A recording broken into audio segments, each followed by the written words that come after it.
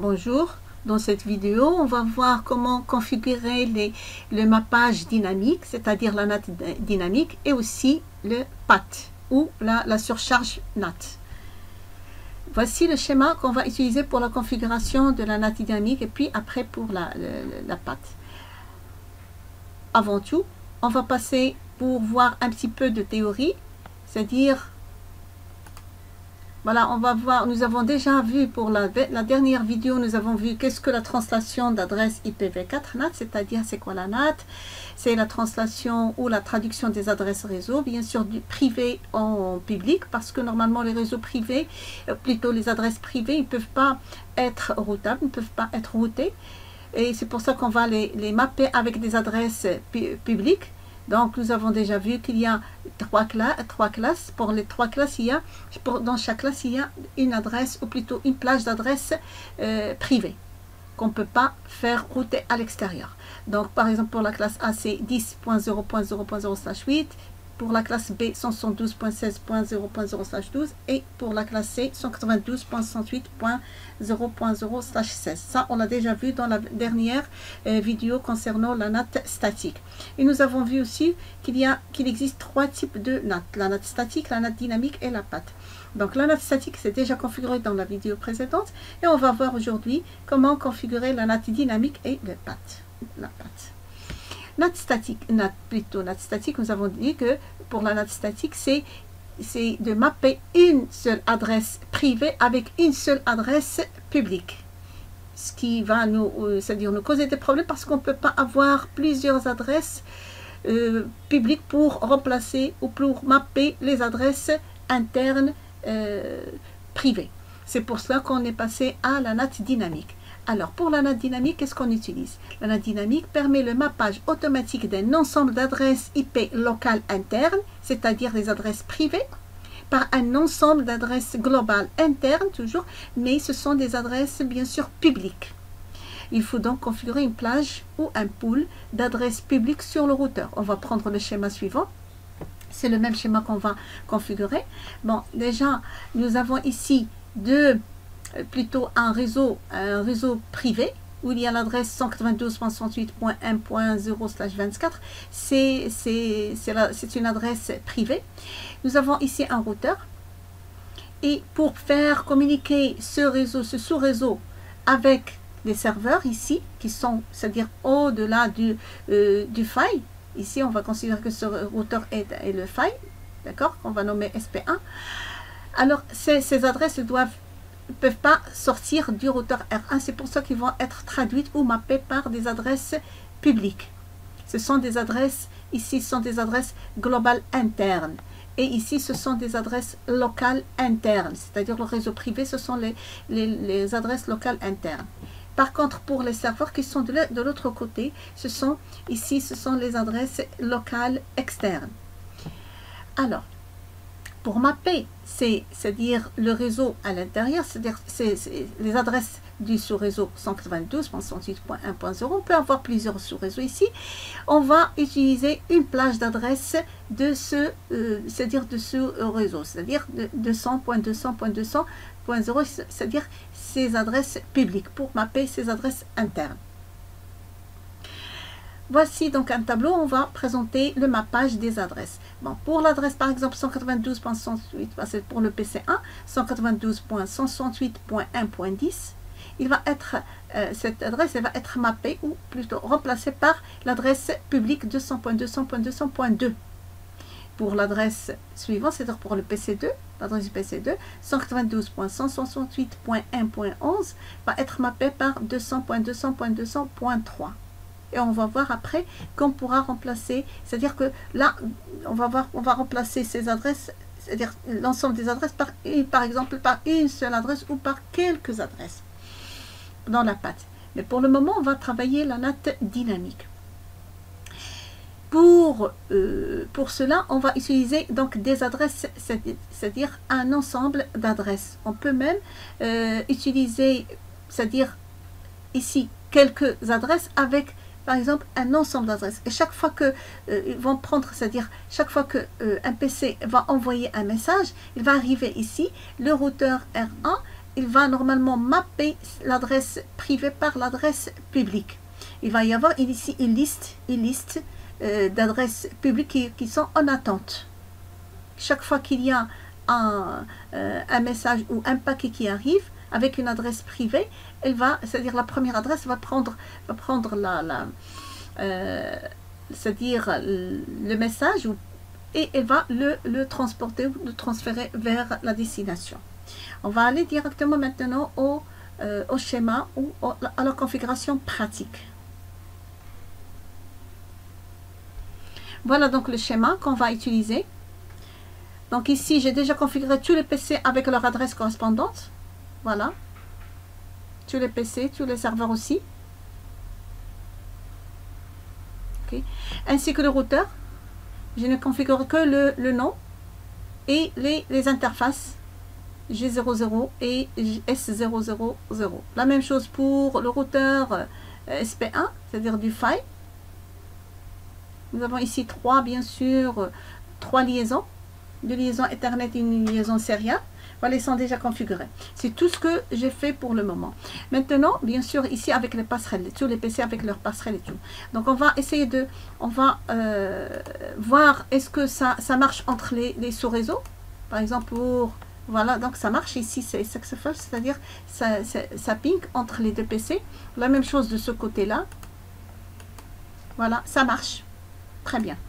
Maintenant, on va essayer de pinguer de ce réseau vers l'autre réseau qui est distant. C'est pas possible parce que même, c'est-à-dire ça marche pas. Pourquoi? Parce qu'il n'y a pas de routage statique. Donc, c'est pour ça qu'on va essayer tout d'abord.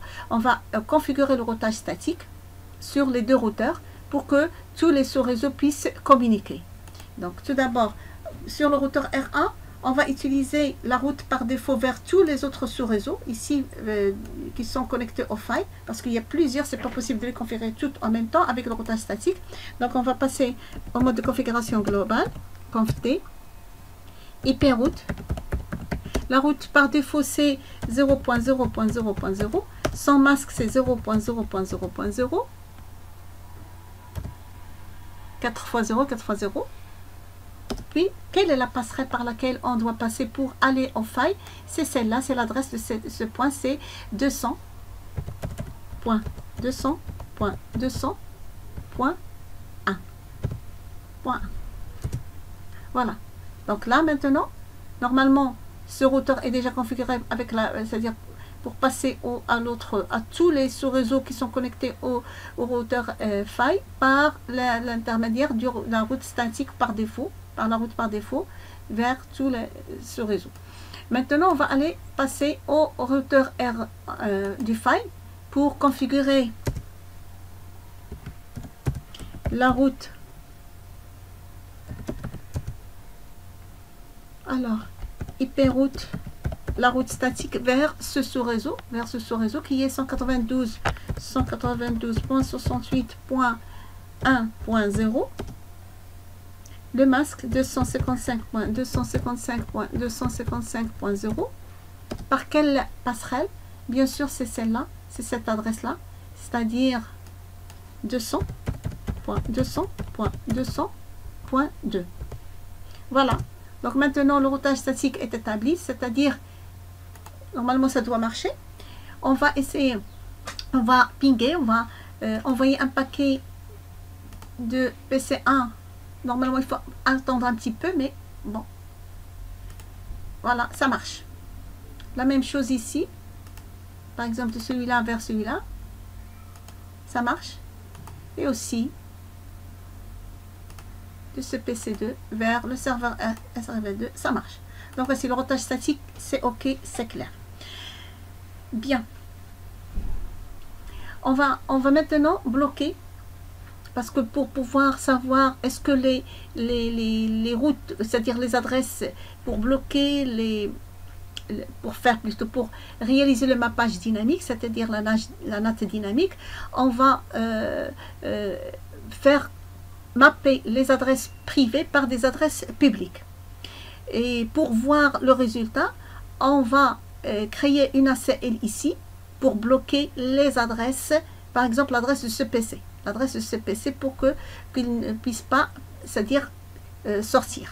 et passer par ce routeur. Donc, on va créer une ACL standard dans le mode configuration globale. Access list. On va le standard, c'est de 1 jusqu'à 99. Donc, access list 1. On va autoriser permit, plutôt deny, refuser l'adresse du PC1 à ne pas, c'est-à-dire passer par le routeur du faille. L'adresse, c'est-à-dire l'adresse publique, privée, l'adresse privée du PC1. Donc, deny, soit que je tape host et l'adresse, son adresse, ou bien son adresse avec le masque 0.0.0.0. Donc, je tape par exemple host et 192.168.1.10. Tout simplement. Voilà. Et bien sûr, je dois autoriser tous les autres. Donc, access list,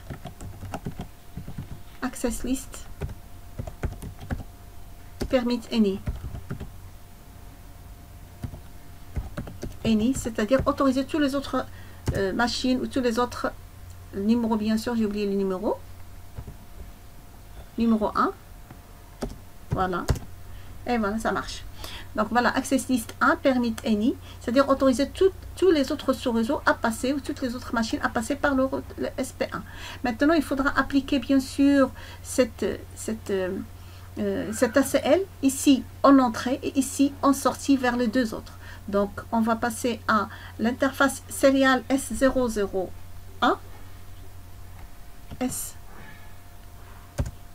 interface S0/0/1. C'est ça, c'est S0.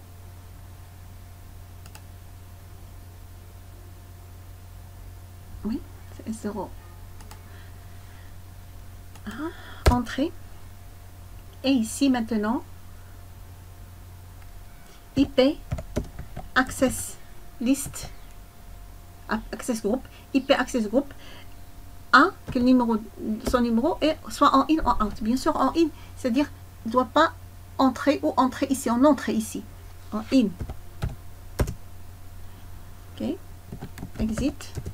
On va passer maintenant aux interfaces, aux deux interfaces G00 et G01. Donc int G0/0 et on va taper IP access group 1 en out. Exit int G0/1 IP access group 1 en out. Voilà. Voilà, maintenant j'ai tout terminé. On va reprendre encore le test une autre fois. Et on va voir est-ce que c'est-à-dire le PC1 est toujours, c'est-à-dire est-ce qu'il peut communiquer avec les serveurs qui sont lointains. Bon. Non, c'est pas possible parce qu'on l'a refusé.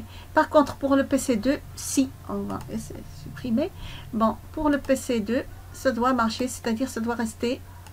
Voilà, ça marche toujours avec le PC2. Ok. Maintenant,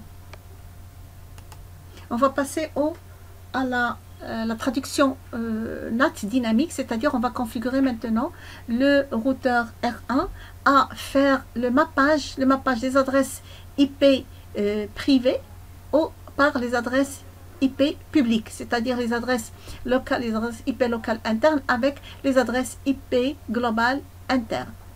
Donc, on va passer au routeur, mode de configuration toujours global.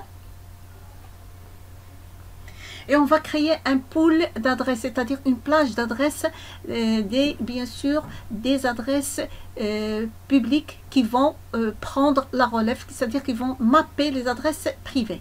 Donc, la première des choses, il faut créer la plage d'adresses ou le pool d'adresses. Donc, on écrit IPNAT pool, le nom du pool, IPNAT pool, le nom du pool. Par exemple, je vais l'appeler NATD, NAT dynamique 1, par exemple, NAT dynamique 1, espace. Et maintenant, les adresses 200.200.200.200 point. Et maintenant la plage, je peux par exemple mettre la plage de 5 jusqu'à 200 points, 200 points, 200 points, par exemple 20. Netmask et le masque bien sûr de cette, c'est-à-dire cette adresse du réseau public, il est de slash 24, 27 plutôt, slash 20, pardon. Voilà donc Netmask et le masque de ce sous-réseau c'est slash 27, c'est-à-dire 255.255.255.224. Je valide. Ça, on a créé un pool d'adresses qui doit traduire les adresses internes en adresses publiques, c'est-à-dire le pool, il commence à partir de 200.200.200.5 jusqu'à point 20, c'est-à-dire il y a 15 ou 16 adresses qui vont prendre la relève ici, qui vont mapper les adresses internes. Puis après, on va aller pour créer une ACL standard toujours, qui va autoriser le réseau, quelles sont les adresses qui vont quitter, qui vont c'est-à-dire être mappées, qui vont sortir du réseau pour être mappées. Je vais donc IP, plutôt l'ACL c'est access list. Je vais mettre 2 maintenant, une autre ACL. Permit, on va autoriser, permit, le réseau ou les machines du réseau, par exemple, toutes les machines, ou seulement, par exemple, celui-là. Donc, on va autoriser, par exemple, toutes les machines ici. C'est 192.168.1.0. Le masque générique, c'est 0.0.0.255.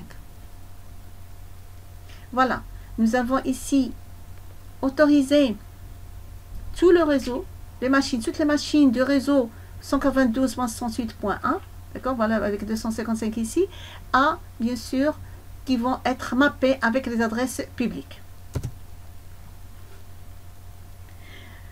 Maintenant, il faut passer au mappage. IP, NAT, Insight, source. Alors, quelle est la source? C'est la liste 1 qu'il faudra normalement mapper. C'est liste 2. C'est le numéro de la liste, celle-là, parce que nous avons créé la liste 2, c'est là. D'accord? Avec quoi on va la mapper? C'est-à-dire la source. La source, c'est-à-dire les adresses privées.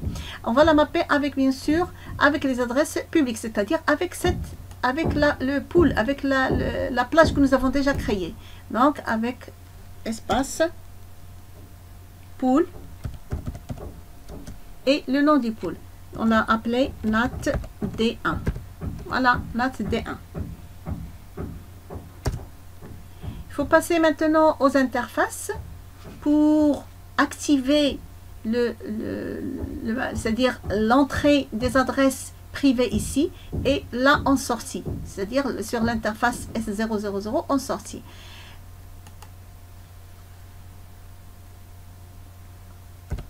Int G0/0 et on va écrire IPNAT en Insight. Exit int S0/0/0 IPNAT outside. Voilà, normalement la configuration est terminée pour le mappage dynamique et on va maintenant envoyer des paquets de PC1 et de PC2. On va voir est-ce que ça marche oui ou non. Exit. On va passer à exit aussi. Copy running config pour sauvegarder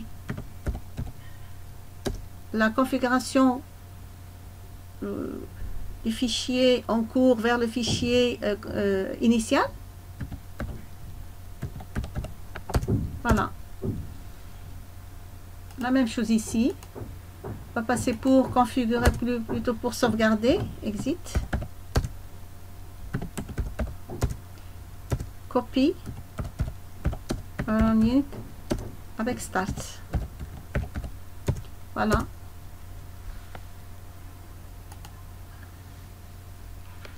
On va essayer de... Donc, on va maintenant envoyer un paquet. On va prendre le paquet PC1 vers... Ça, voilà, ça marche maintenant. Avec la NAT dynamique. Ça marche. La même chose ici. Pour voir le résultat obtenu, on va aller au routeur. On va activer le N. On va activer donc le débogage. Debug IPNAT. Voilà, is on. Et maintenant, on va pinguer du PC1 vers le serveur SRV1 et de PC2 vers le serveur SRV2. On va voir maintenant qu'est-ce qui va se passer. Est-ce qu'il y avait le mappage? Oui, la source c'était indice, c'est celui-là, vers, bien sûr, vers la destination 209.209, c'est-à-dire le serveur SRV1, elle a été mappée par l'adresse 200.200.200.8. Pour le retour, voilà. Par contre, pour l'adresse, pour le PC2, voilà, la source c'est .1.11, voilà. Ici, elle a été mappée avec 200.200.9.9. Vers directement la même chose vers la destination, vers le deuxième serveur. Voilà comment ça se passe. Chaque fois, donc il y a un ensemble d'adresses IP privées et sont mappées avec un ensemble d'adresses IP et publiques qui sont des adresses globales internes et ici sont des adresses locales internes. Voilà, pour ce qui concerne le mappage dynamique ou la NAT dynamique, c'est la configuration est terminée. On va passer maintenant à la configuration de la PAT. C'est quoi PAT? On revient à notre cours PAT. Ici. Voilà, PAT. C'est quoi la PAT? C'est Port Address Translation. Qu'est-ce que ça veut dire? C'est la surcharge NAT. Dans ce cas, la surcharge NAT ou PAT mappe plusieurs adresses privées, c'est-à-dire locales, internes, à une seule adresse publique à quelques adresses publiques. C'est-à-dire, au lieu d'utiliser un ensemble d'adresses ici, publiques, qui vont mapper un ensemble d'adresses privées, il se peut que nous n'avons pas assez d'adresses publiques pour mapper toutes les adresses que nous avons ici en privé. C'est pour cela qu'on va utiliser quelques adresses, c'est-à-dire un minimum d'adresses ici, publiques, qui vont mapper plusieurs des centaines, des milliers d'adresses privées. Comment? Bien sûr, le routeur il va se charger pour ajouter des numéros de port à la même adresse. Voilà donc l'exemple que nous avons pris, c'est le même pour le même exercice. Nous avons pris donc pour les PC1 et PC2, voici les adresses des PC1 et PC2. Bien sûr, le routeur va ajouter un numéro de port. Ici, le port c'est 1555 par exemple, pour la même adresse, c'est-à-dire la même adresse, on va utiliser la même adresse ici publique, c'est-à-dire la même adresse globale interne qui va mapper plusieurs adresses internes, c'est-à-dire ce qu'on appelle la surcharge. Au lieu d'utiliser plusieurs adresses publiques, on va utiliser par exemple une seule adresse, voici, donc 200.200.200.2, 200.200.200.2, d'accord, mais avec bien sûr avec des numéros de port différents. Bien sûr, ici c'est vers la destination, vers les adresses IP locales externes, c'est-à-dire vers le serveur. Qu'est-ce qu'il faut ajouter? Qu'est-ce qu'il faut? Est-ce qu'on va tout reconfigurer ou on va garder la même configuration et on va seulement ajouter quelque chose? Bien sûr, on va garder la même configuration de ce que nous avons déjà vu sur Packet Tracer et on va seulement ajouter un seul mot à la configuration qui est le mot overload. C'est le mot overload. Voilà. On va aller bien sûr ici vers le routeur R. On va tout d'abord désactiver le débogage parce que sinon il va nous gaspiller de la bande passante. Il va chaque fois nous donner des informations dont on n'aura pas besoin. Donc, no debug IPNAT. Voilà pour désactiver le débogage. Et maintenant, on va passer à taper là, normalement, le mot overload, c'est-à-dire la surcharge overload.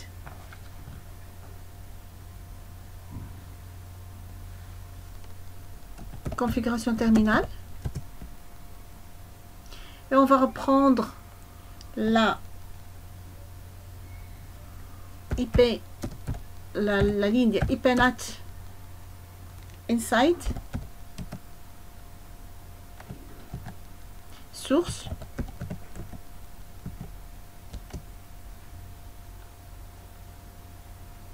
liste 2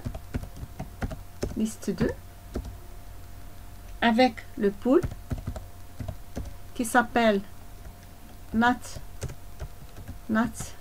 D1 et on va ajouter le mot overload.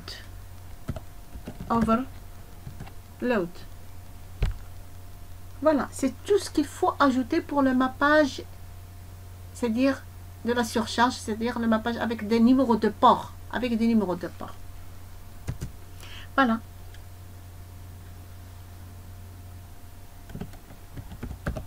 C'est pas difficile, c'est pas tellement quelque chose d'extraordinaire, c'est-à-dire c'est quelque chose de facile. Il faudra ajouter seulement le mot overload, c'est-à-dire pour faire le mappage, c'est-à-dire la surcharge. Au lieu d'utiliser plusieurs adresses publiques ici, au lieu d'utiliser plusieurs adresses pour le mappage, on va utiliser par exemple une seule pour plusieurs machines ici, Parce que en général, on n'a pas assez d'adresses publiques pour mapper toutes les adresses que nous avons ici. Nous avons, c'est-à-dire toutes les adresses privées. On va aller ici. On va envoyer un paquet de PC1 vers le serveur. Toujours, ça marche. PC2 vers le serveur, par exemple 2. Toujours, ça marche. On va aller ici pour voir debug IPNAT pour activer le débogage. Et maintenant, on reprend.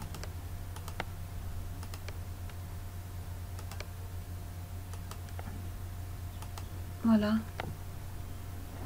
Le routeur.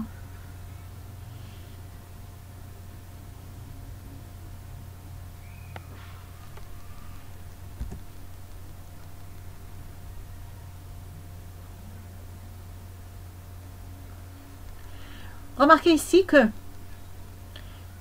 j'ai envoyé deux paquets.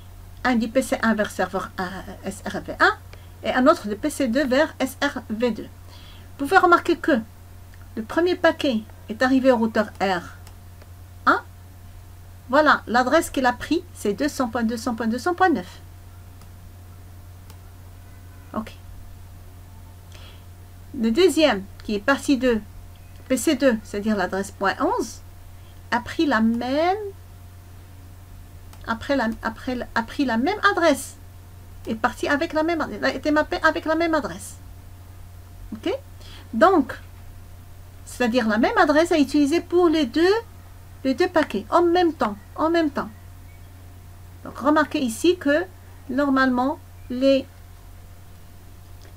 adresses ont été mappées par, c'est-à-dire les adresses privées ont été mappées par la même adresse publique, c'est-à-dire l'adresse locale, plutôt globale interne, c'est-à-dire publique ici, qui est 200.200.2. Maintenant, on va taper la commande show IPNAT translation pour voir. Voilà, et maintenant on va pinguer du PC1 vers SRV1 et de l'autre vers celui-là pour voir les informations, c'est-à-dire les translations ou le mappage qui ont été faits. Voilà, toujours plutôt la même adresse, toujours d'accord, avec là avec 10 200 209 et avec 11 200 200 200.9, la même adresse qui est, c'est-à-dire en sortie. Voilà, ça c'est pour la translation. La même chose pour les statistiques. Voilà, ici on va taper show IP NAT statistics et voilà, on va voir les statistiques de mappage. D'accord, il y a deux mappages dynamiques. D'accord, total de translation, c'est-à-dire de mappage, il y a deux. Là, c'est pour ce que nous avons déjà vu. Ça, c'est le nombre d'envois que nous avons déjà pingé d'un réseau, de ce réseau privé vers le réseau externe. Voilà. Et l'adresse, voici la plage d'adresse que nous avons réservée, 200, 200, 200.5 jusqu'à 0.20 à la fin. Voici le masque, etc. Ce sont des informations. Voilà, j'espère que tout est clair pour ce qui concerne le mappage dynamique NAT et le mappage avec surcharge PAT. Voilà, et j'espère que vous avez tout compris, c'est clair, et à la prochaine vidéo.